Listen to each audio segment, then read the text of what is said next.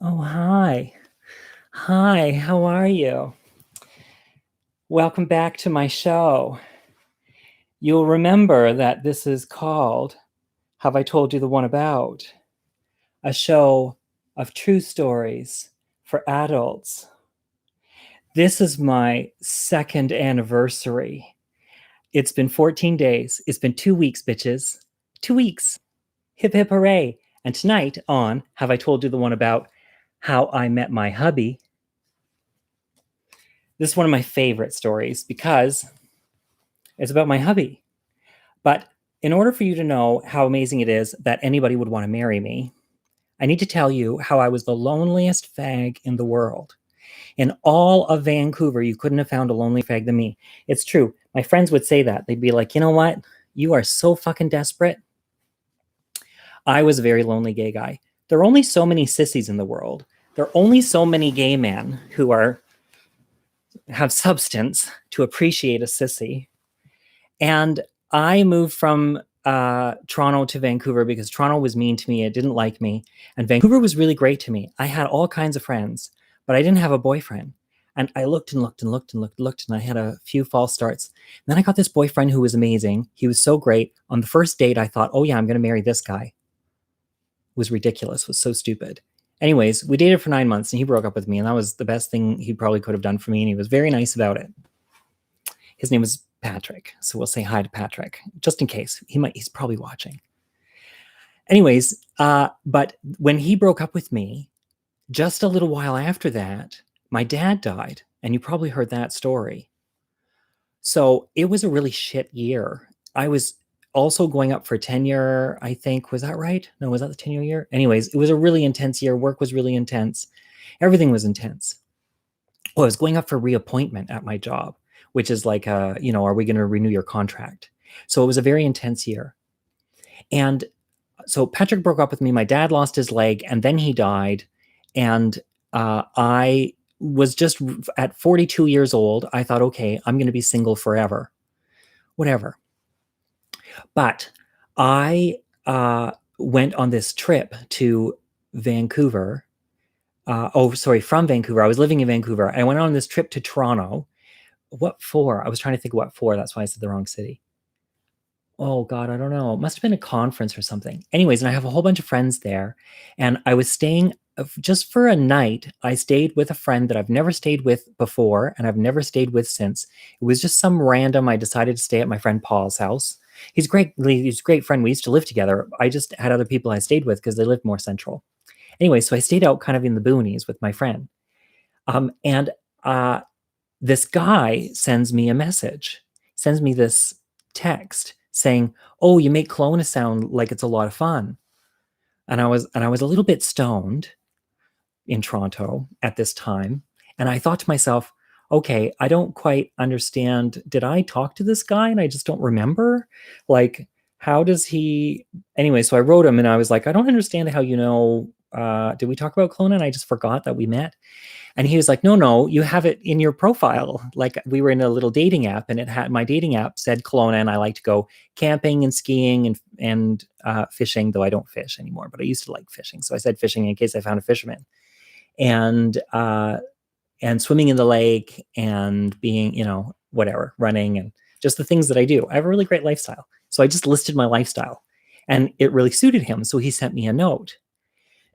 And then he says, I teach creative writing at UBCO. Now everybody knows. And when we were hiring for this job.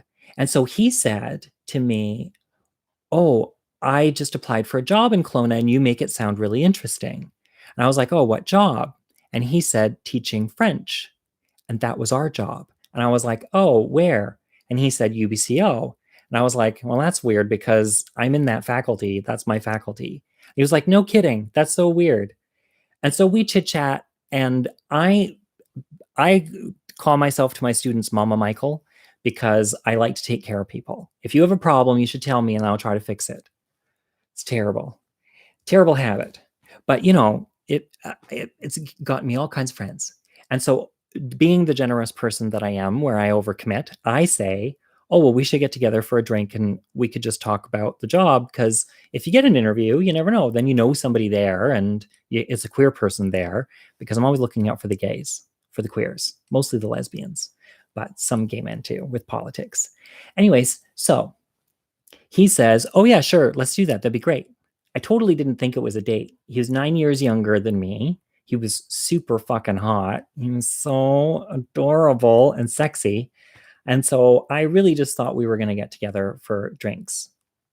So we chit chat a little bit throughout the course of the week, just like what day, la la la. And we were going to get together on Friday because he was teaching. He had a big, busy schedule. His name was Francis. And he was Quebecois, and so he teaches French language acquisition and French lit. And he was teaching at U of T on a 2-year contract. I was going to go out. I went out with my friend Sylvain. We went to the gay bar. Oh, shit. That's my glitch. That was my glitch. It's just a little ghost in the machine that loves me, so it comes to say hi. I think maybe it's my electronic father waving at me from the beyond. So Sylvain and I are going to go out to the bar together, to the gay bar. And I say to him, oh, I made this kind of like non-date with this guy who who had applied for a job at my school. Like he didn't have an interview yet. He just applied. And so I said that I would have drinks with him. I don't think I'm going to do it. I'm just going to go out for a night on the town with you. And he was like, oh no, you don't have to decide. And I was like, what do you mean? He said, well, you don't know who this guy is. You don't know if he's and he said this, I swear to God, you don't know if he's your future husband, if he's your worst enemy or a new colleague or a friend or a fuck buddy. You don't know who this guy is. You let him decide. You just tell him where we're going to be and he can decide whether he wants to come or not. And I'm such a romantic. Like I have been such the stupid. Just been an idiot in my life. And I thought, I remember thinking in my head, you know what? I'm just going to say yes one more time, because if you say no, you're saying no to life. And I just want to keep saying yes to life. So I was like, okay, you're right. I'm going to just tell him where we're going. So we were going to this gay bar and we were going to sit on the patio. And I text him and I say, we're going to be there. And he says, well, I'll get back to town because I'm teaching out of town. He was teaching in 2 places. He had an extra job. I'm going to get back to town and I'll be able to get to the bar about 10 o'clock. How's that? And I was like, sure, whatever. We're just going to be there. So Sylvain is this very sexy, bald French Canadian man who speaks mostly English. He never spoke French with me, even though I have pretty decent French. But anyways, he used to always paint my face whenever I'd go out in drag, and he would eat a pot cookie when it was illegal. And he'd paint my face and he'd get one eye, he'd do one eye, and then he'd get stoned halfway through and he'd do the other eye after. He didn't do one and he didn't do them both at the same time. So then he couldn't get them even because he was stoned. And we would be losing our minds because I'm going to go on stage and this is a big night. So he decided to do my makeup as a favor. But the terrible thing is it would happen multiple times. Like it wasn't just once that this happened like 3 or 4 times in a row. Anyways, that was Sylvain. I love Sylvain. He is my dear friend. He changed my life in Vancouver. Maybe that's another story. So we're going to go out for a night on the town. So I always have fun with him. We don't get to hang out enough because we used to live in Vancouver and now he's in Toronto. So we're sitting on the patio, and whenever I'm feeling like I'm a bad boy, I have a cigarette. I have 1 cigarette a year. Usually it's on the night where I'm like, ooh, I'm a bad boy tonight. Ooh. So I say, okay, I'm going to have a smoke with you. So we have a smoke on the patio. And don't you know, but this really cute guy who's standing there with all his girlfriends, like 3 girlfriends, all really pretty. They're all dolled up. He was really handsome, sort of a dirty blonde. He had a nice smile. He had big teeth. I thought, oh, your dad's a dentist. He is hanging out, and Sylvain and I have fun, and we're laughing and telling jokes. And no, you're funnier than me. No, you are. Anyways, we're just enjoying each other. We're having a great time. We're like, I don't know. We're like schoolgirls who've just come back from the dentist. So we're all like, that's what Sylvain makes me feel like. So we're doing this on the bar. We're having one of these times together. And so for whatever reason, I don't know, I was a bad boy. I was a bad girl. he that guy came over and was hanging out with us and chit chatty. He saw we were smoking our cigarettes together, and we start, having a ball, laughing. And I think this guy's flirting with me.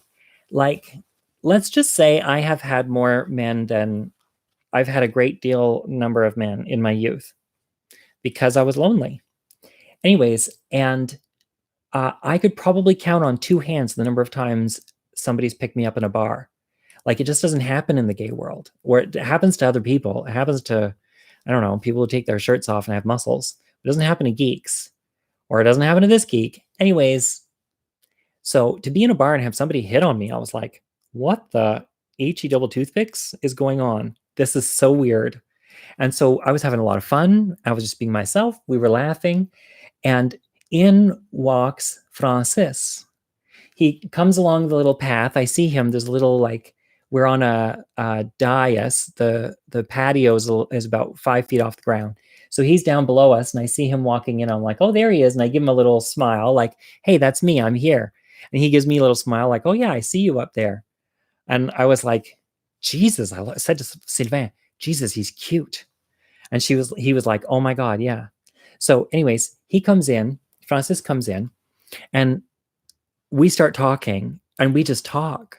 And we talk and we talk and we talk and we talk and we talk. We talked about, well, because he studies French literature. We talked about literature because being a writer and a storyteller, he knows all these things that I don't know because he knows, so it was fascinating. He was talking about Quebecois culture and songs, and we were talking about where we grew up and what it was like coming out. And we were just getting on like a house on fire. But I had been flirting with this other guy, and now Francis was here. And I was like, God, they were both a lot of fun, but this guy's really smart and he's super charming. And look at that monobrow. Come on. Hello. Uh, if you've seen him once or twice, but I always say that he looks like my Quebecois George Clooney. That's what I call him. He's my French George Clooney. And saying the French part is funny because they don't like to be called French. They like to be called Quebecois. Anyway, so I do it because it's like nasty because I'm a dirty girl. So anyways, he's really charming. And so I just think, okay, well, just hang out with whoever you're hanging out with and you're having fun. And if that guy doesn't have the chops to elbow in, well, whatever, slim pickings, buddy. There's only one of me to go around. So anyways, he does. He sort of fucks off because we're having such a great time. And Sylvain's here and we're having fun too. He's really great. But Sylvain realizes what's going on. He's like, this is weird. Michael never picks up like this. Like, is it full moon? What's going on? I better get out of here. I might get struck by lightning and there's not even a thunderstorm. So he says, I'm going to go hang out with my boyfriend. They're still together. This is a double love story, but that's his story to tell. I'm going to go hang out with my younger boyfriend. He has this boyfriend who's much younger. He's a really lovely guy. I love him much more than Sylvain. He's probably watching. Well, maybe not live. Anyways, Sylvain said he's going to leave. And so it's just Francis and I. Well, Francis is a smoker. So, ladies and gentlemen, I had 2 cigarettes that night. 2 cigarettes. I was the nastiest bad boy I've ever been. So we have a really good time, and Sylvain alone has left. We have a cigarette together. It's a shared moment. And I say to him, talking, and you're talking. Oh, that goddamn glitch. What is going on? That's fine. I know I was talking. So I was worried that if I was talking, I was going to ruin it. But I had the other, that was the devil, and the angel on my shoulder was like, yeah, well, you also know that the only way you're going to attract people who like who you are is by being the person you are. And you're a person who likes to talk and process because, you're a lesbian. So I said, I'm a little confused. I'm not sure if this is a date or if this was a work thing. Do you think this is a date? Because it feels sort of like a date to me. And Francis says, well, do you want it to be a date? And I was like, yeah, sure. He was like, yeah, I think it's a date. It feels like a date to me. I was like, oh, phew. Okay, that's good. And then I said, well, okay, well, the real question that I actually had is, I was wondering if it would be okay if I kissed you. And he looked at me very calmly and he said, "Where?" And I wasn't sure if that where meant where should we go to have the kiss or where on my body would you like to kiss me? I honestly had that debate in my head. I wasn't I wasn't entirely sure. So uh, I decided to be the gentleman and I said, "Oh, well, like here, we're in a gay bar. I could just kiss you now." He was like, "Oh, okay, sure." So I give him this little kiss, this little peck, and he gives me a little kiss back, and it's very nice. And so then we kiss a little more and we kiss a little more. And then, we talk a little bit and we're definitely getting along. And I say, "Well, I wonder if we should go somewhere." And he was like, "What do you mean?" I was like, "Well, like, I wonder if we should, go make out somewhere." And he said, "Sure, where?" And I was like, "Oh, God, does he live with his mother?" I've had a lot of those. It sounds like a line out of a comedy, but it's true. It's really a tragedy. So I said, "Well, we could go to a spa, but I don't think that'd be very comfortable. I'm staying with a friend of mine because I don't live here. You know that. Do you have a place?" He was like, "Yeah, I have a place." I'm like, "Do you live alone?" He's like, "Yeah, I live alone." I'm like, "What the fuck? Then why aren't you inviting me over? Do I have to invite myself over?" Yes, because I always have to have to talk people into having sex with me if they know my name. It's true. It's very funny. I'm sure you're laughing at home. It's very funny, but it's only funny because it's true. There are two kinds of humor. That's the one kind. So uh, he says, "Sure, we could go to my place." I just bought a folding bike. I bought a Brompton. It was my uh, reappointment treat to myself. So I bought myself a bike. And I said, "Well, we can just call a cab and I'll throw my folding bike in the back of the cab." And he was like, "Sure." So we call a cab, we throw my bike in the back, we get in the cab, and he talks to me the whole time we're there, on the whole ride there. We're holding hands, which is very sweet, but he's like chatting and talking, and like there's no make out. I'm like, there are a lot of cabs. I won't even mention that. Let's just say, oh, I will mention it. My family can put their fingers in their ears. There have been cabs that I have had sex in, right? And this guy's like holding my hand and chatting. You sort of think you might make out on the way to like anyways, so we don't, and we get to his place. He lives in the other part of town and he lives in this nice sort of heritage building. It's really cute. And we go into his apartment and he opens the door and he says, "This is the bathroom." And he walks me down the hall and he says, "This is my bedroom." And he keeps going. And I'm like, okay, okay, I'll follow you, I guess. And he goes, "And here's the living room."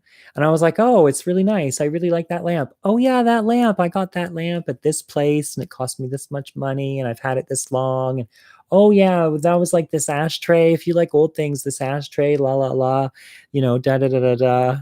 He's talking about all this shit. He talked about his kitchen table and chairs. He still talks about those. He gave those away 5 years ago and he still talks about them. He talked about the table and chairs the night that I was there. And we talked for like 20 minutes, just standing there. We didn't even sit down on the couch. We were just standing in the kitchen, in the dining area. Like it's dining. It's a big room, dining in. We were standing over top of the dining room table with the living room there. It was just a big room. And we're just standing there for 20 minutes talking. And so I start thinking to myself, right? You start thinking, well, he's not actually interested. We didn't make out in the cab, or he's a prude, maybe. I don't know, but we we pass right by the bedroom. We're not even sitting down. He's changed his mind. I've said something like this always happens. I talked, right? I talked. I talked myself out of that when I thought. So I said, "I get the feeling maybe you're not as interested in making out anymore. So if you want me to head home, that's fine. Like I had a really nice time." And he says, "Oh, no, no, I don't want you to go home. Do you want to go home?" I was like, "No, I don't want to go home. But, we came in and we're not sitting down and it's been 20 minutes and we passed by the bedroom and maybe I just thought maybe, you changed your mind." And he said, "No, I'm just being a gentleman." And I said, "I do." Oh my God, that was so good. Anyways, I try not to cream my jeans or cream my emotional jeans and make him uh, nervous. So I just said, "Oh, that's really nice." And he said, "Well, we could go, make out now if you want." I was like, "Okay, sure." So we have really nice sex. It's super great. He told me I'm not allowed to talk about his dick, so I'm not.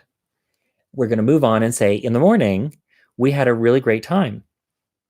My whole family breathed a sigh of relief. I felt the air sort of rush by me as they all went.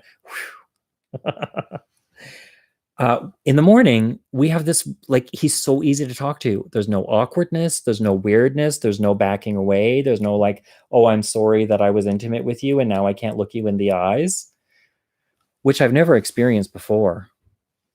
Let's just say I've never experienced it since. It was so easy. We had such a great time. And then I had to race.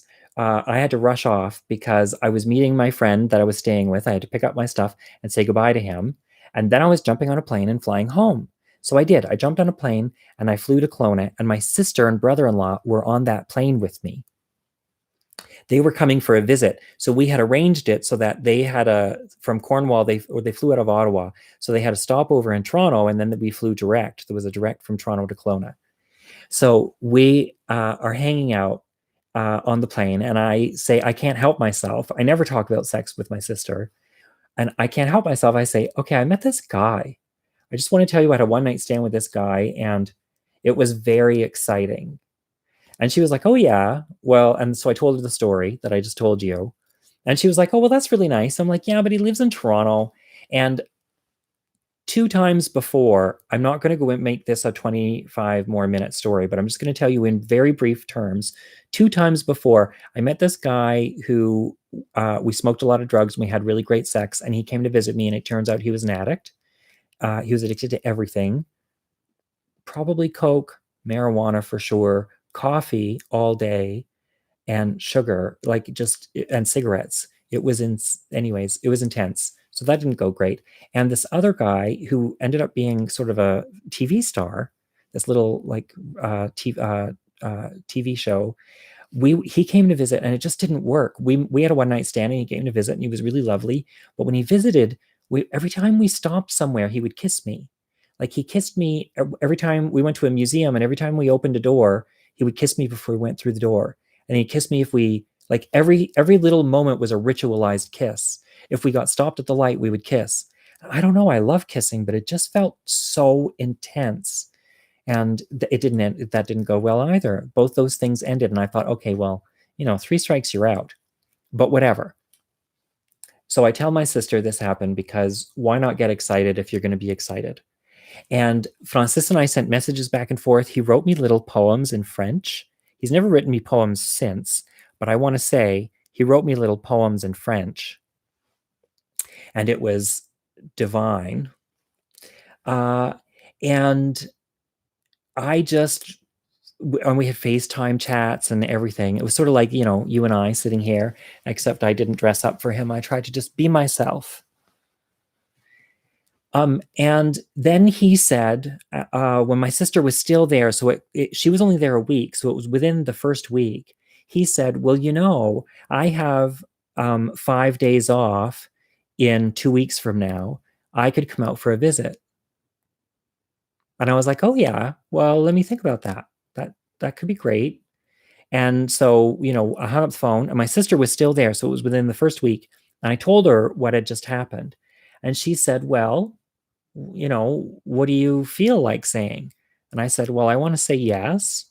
And she said, well, why wouldn't you? And I said, well, I had these two other experiences with these two guys and it didn't work out. And I felt like a shit because I wasn't interested after. And, it was just, oh, I don't want to go through that again. And she said, yeah, but are you excited? Like, what are you feeling now with this guy? And I'm like, yeah, I'm excited. And she said, so, you follow the excitement or something like that. And I was like, oh yeah, if why am I making some other story other than the one that I'm in? So I told Francis, okay, sure, you could come in 2 weeks for 5 days and stay with me. That sounds great. I'd love that. And an hour later, he sent me his plane ticket. He didn't even check with me like the specific dates. He had just said 2 weeks. So he picked the dates and times and came for those 5 days without telling me. Oh my goodness. So I was like, okay, that's That's very clear messaging. And so then my sister leaves, and the 2 weeks go by, and Francis and I are chitty chatty and sending messages. And he never once, in the entire time we were dating for the first year at a distance, he never once sent me a dick pic. I've never seen his dick on camera. Just saying, I might be a dirty girl, but I got married well and smartly. So we, oh my goodness, you're going to interrupt the song. Am I going to remember? Or the story? Oh, look what's happening. Oh, it's so exciting. Oh, look, romance is alive. Beep, beep, oh, it's anniversary cake. oh. Oh, I can't blow quite as hard as I used to. Okay, you ready? Here, I'm going to wish for something. Don't set anything on fire. Yay! 2 weeks. Okay. 2 weeks. Oh, you're sweet. Am I out of here? Jesus, somebody has to type me and tell me where I was in my story. No, I'm not going to eat that now. I'll eat it later. Okay. Oh, you're sweet. Thank you for I'll that. Just go away. Bye, everyone. Oh, shit. Where was I? I was talking about the sex dick pic. Oh, yeah, 2 weeks. So the night before he's supposed to come out for his 5 days, he says to me, well, maybe I've got this was in June that we met. So he was coming at the beginning of July. It was mid-June and the beginning of July. So he says, because it was the long weekend, the July long weekend. That's why he had 5 days off. Yeah. So he says, I've got the month of August free. I could come for a month. And I was like, okay, well, why don't we see how the 5 days go? Because you're coming tomorrow. Let's not make that decision until, we'll see how the 5 days go, and then we'll see what we think. So he comes, we have a great time. It's, five gorgeous days. We have just the most fun. We go camping and we do all kinds of great shit. So on the last day that he's here, I say, okay, well, those 5 days, I think were pretty great, right? Like, we're pretty happy. You should come back for the month of August. So he comes back for the month of August, and we have another great time. The whole month is amazing. Oh my God, it was amazing. And we're coming to the end, I promise. And so then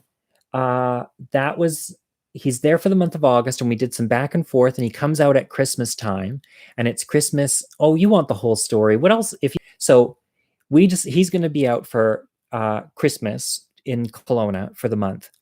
And we decide we're going to get Christmas at Sparkling Hill, because I kind of hate Christmas and he wasn't crazy about Christmas. So we would go to this fancy, the Swarovski Crystal Resort. Swarovski Crystal created this Sparkling Hills. It's a resort. And they've got really good brunch. And you can go swimming in the pool. Oh my God. Yeah. Anyways, so we have a really great time. We go swimming naked in the pool, which we only found out 2 months later. We weren't actually allowed to be naked in the pools. You're only allowed to be naked. You're allowed to be naked for 1 hour at the end of the day. It's European hour. In the spa, there's all these hot rooms, steam rooms. I never go to them, but I go when I'm there. There's all these steam rooms, and you're allowed to be naked there for an hour. We thought we could be naked in the pool, so we were in the pool and in the hot tub, and you weren't allowed. But the guy at the front desk was so nervous we were gay that he told us, we asked him, where, and I said, can we be naked in the pool? And he said, yes. It was his first day probably. He had somebody shadowing him who had stepped away. So it was just this fluke that we ended up being naked in the pool.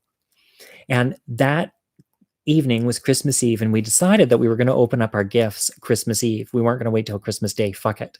We were going to, be nasty girls. That's the sub theme. So I give him, my gifts, and he gives me this really sweet gift that is a love story about birds. This guy drives to the edge of a cliff and he lets all these birds free, and one bird comes back. It's like the cliche, but it's so beautiful. And we were both crying when we were looking at the book, because we were such babies about it, because it was so sweet. And then he gave me this other book that's called It's Just a Box. And it was it's another kid's book. It was so funny, but I was really into it. And it was another kid's book. And it was this cardboard box that the kid imagines is all these different things. It's not a box. Yeah, it's not a box. And um, I had told him, now you know what's coming. I had told him that I was never going to propose to him because I had wanted to get married to the last guy I dated on our first date. I thought he was a great pick. He was a great pick, but not the right pick for me. But I just was never going to do that again. That was a terrible mistake. So I said, just so you know, I'm never going to propose to you. So in a year's time, if you want to get married, you're going to have to do it. We'd been dating. That was in June. This was December. It was Christmas Eve. It was 6 months. And I said, and if you are going to propose, I want it to be in a little teal box, Tiffany's. It was just a joke because I didn't really care, but it was a fun joke to just make light of, getting engaged because who wants that? So he gives me this little box and I'm like, oh my God. And I unwrap it and it's a little teal box. And I even looked at him and sort of rolled my eyes and was like, ha, that's funny. What'd you get me? I thought he got me earrings or something, which would be funny, but really sweet because my ears are pierced. I thought maybe he'd get me diamond earrings or something, like, little studs. Anyways, and I open it and there's a goddamn giant diamond ring in there. There's this big fucking diamond ring. And I was like, what the fuck is going on? And I waited and he didn't say anything. And I said, is this what I think it is? And he said, is it what you want it to be? And I looked at him and I was like, I need you to say the words.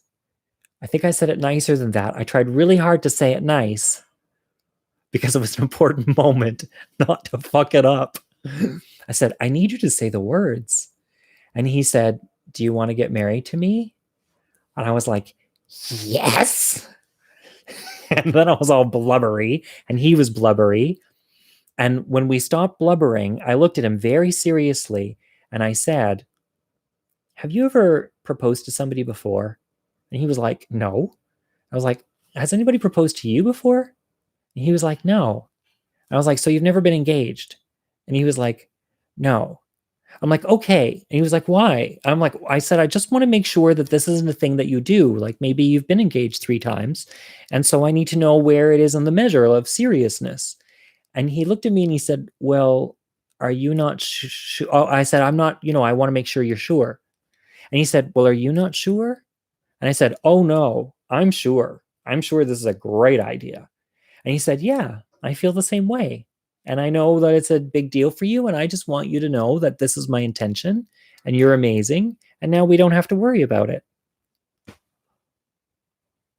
It was like, proposal was also therapy, right? That was fucking therapy, man. That was a lifetime of waiting to finally have your dad hug you and say, I'm proud of you, son. I didn't get that one. But I got this one, bitches. This one was better. This one was sweeter. So, whatever. We waited a year and a half and we got married and la la la. And how long ago was it? We're coming up on our 7th anniversary of when we met and our 5th anniversary this summer of when we got married. And maybe 2 years ago, so I'd had 5 years with Francis and it was amazing. 5 years is a long time. It was my longest relationship. And it was just sort of, it was kind of trippy to me. I kept having this feeling like I used to talk about being the clown. I would play the clown. I'd play the Mae West or the class clown or the Lucille Ball. So those were like my 3 modes or my Phyllis Diller. That's what it was. Phyllis Diller, the wacky girl, the va va va voom. Hey, you want to go somewhere and I'll stick it someplace, or the class clown. Those were my 3 modes. And I was always the lonely clown. So I was like the sad clown. And my friend Giulio, who's this Italian chef, who's a sweetheart, I get up really early in the morning and he had to go take a plane. This is the climax of the story. This is the capper to the story. The climax was the proposal. This is the capper.